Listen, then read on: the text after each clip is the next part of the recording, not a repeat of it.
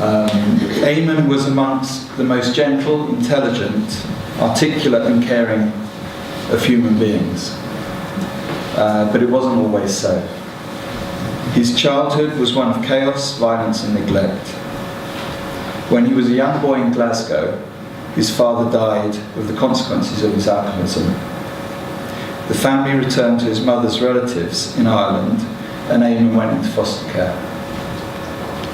That period of his life was coloured by violent abuse that contributed much to the chaos which Aemon's life descended. As a young man, he settled in Coleraine in Northern Ireland and married Maureen. They both came to Luton in the early 70s. Aemon's life then careered downhill as he became addicted to alcohol, drugs and violence. His marriage broke up and Maureen returned to Coleraine. Aemon went on to serve 2 prison sentences for manslaughter. For 3 decades, his life spiralled out of control. He completely lost all contact with his family and struggled just to survive.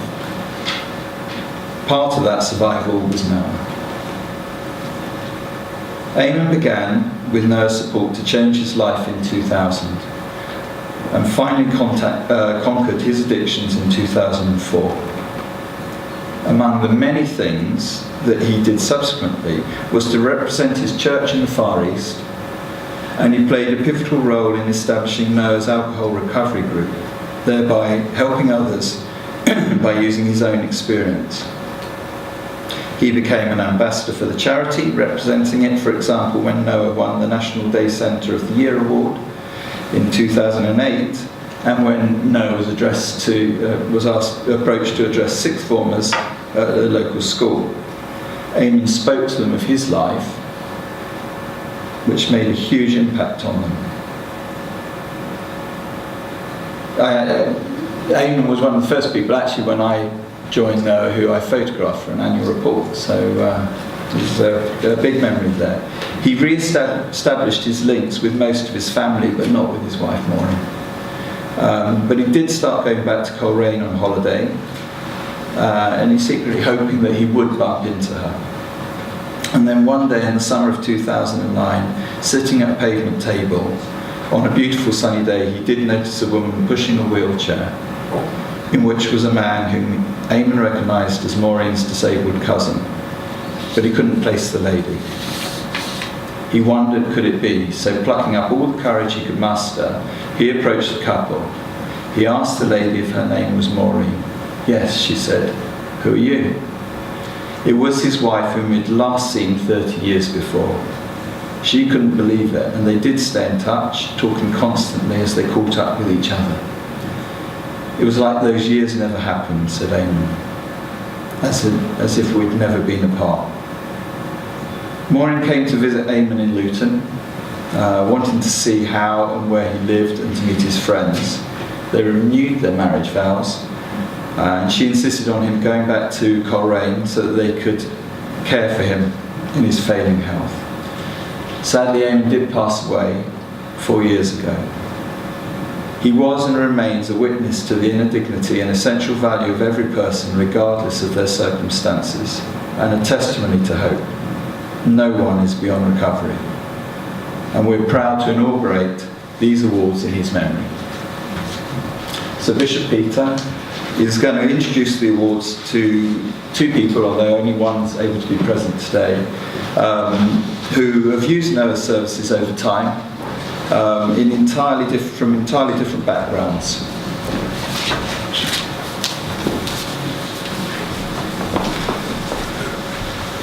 Who's here?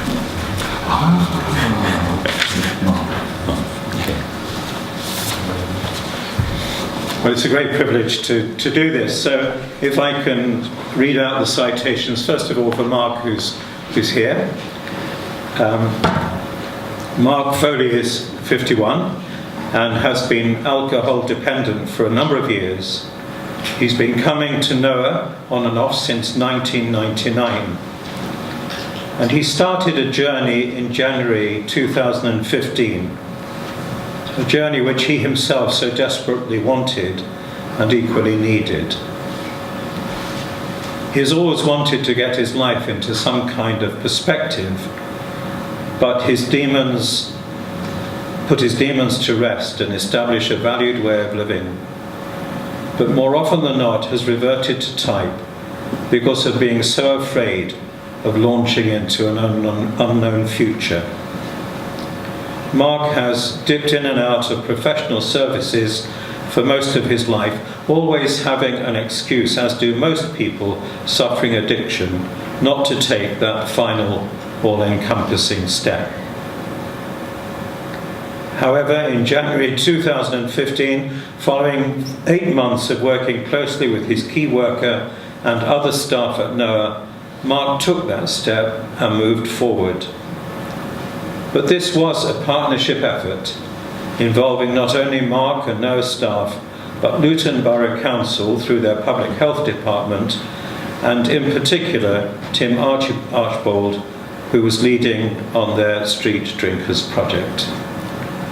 He put the detox and rehabilitation arrangements in place and critically ensured that they were seamless. Mark has described the start of his journey in this way. It's like being in a garden. One side of the garden is overgrown with weeds, rubbish, and is in a generally bad way. The weather is bad, with rain pouring down and grey skies. In the middle of the garden is a large gate. Beyond this gate, the garden is beautiful, full of flowers, bees and insects, with the sun shining brightly and not a cloud in the sky. I have to open that gate. He has opened that gate. Mark has been in recovery for 6 months, and while that is relatively early in Mark's journey, we think that it is an achievement worth recognising. So I'm delighted to present Mark with his Aemon Award.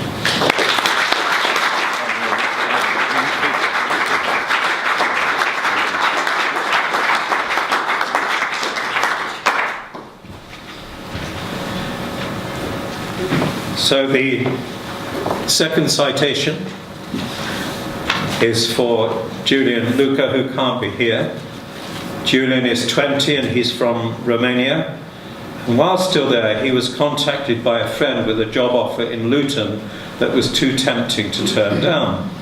So he left his temporary job in his own country and travelled to Luton with high hopes. When he arrived, he expected to be greeted by his friend, but soon found that he'd been let down. After finding that he'd been left high and dry, Julian had no choice but to sleep rough for the first couple of weeks. After a few days, Julian met some men who were homeless and who mentioned the work that NOAA does and how they might be able to help him.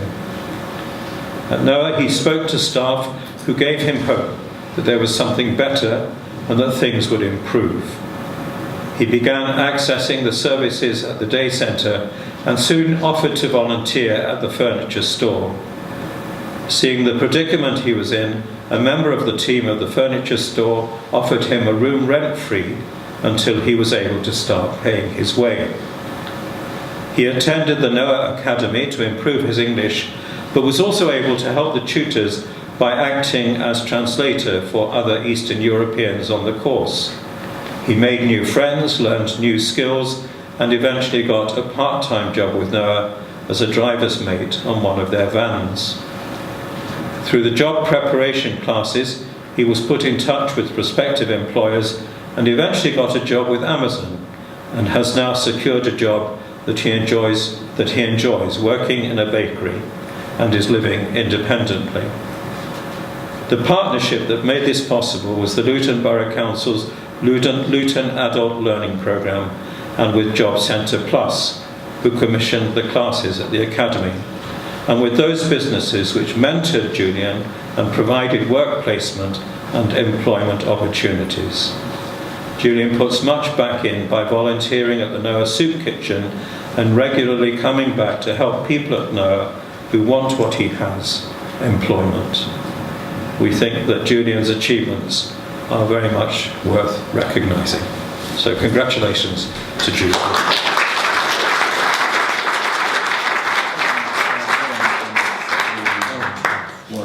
he's got someone to represent him. So Warren Edwards. Warren Edwards is going to represent Julie.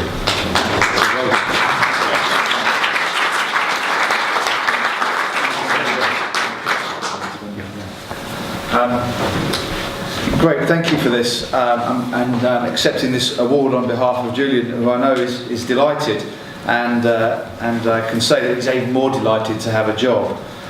He's one of 105 people now since the project started who we've been able to help into employment in the past 18 months. And that's only been possible, as has already been said, by the great partnerships we've had with other organisations, Luton Adult Learning, Luton Borough Council, Job Centre, and some ESF funding that we managed to get for the ESF programme, ESOL programme, sorry. So it's businesses as well that have also been very supportive in the work that we've done. And we hope to extend that approach in the future for more success in Bedfordshire. So thank you very much.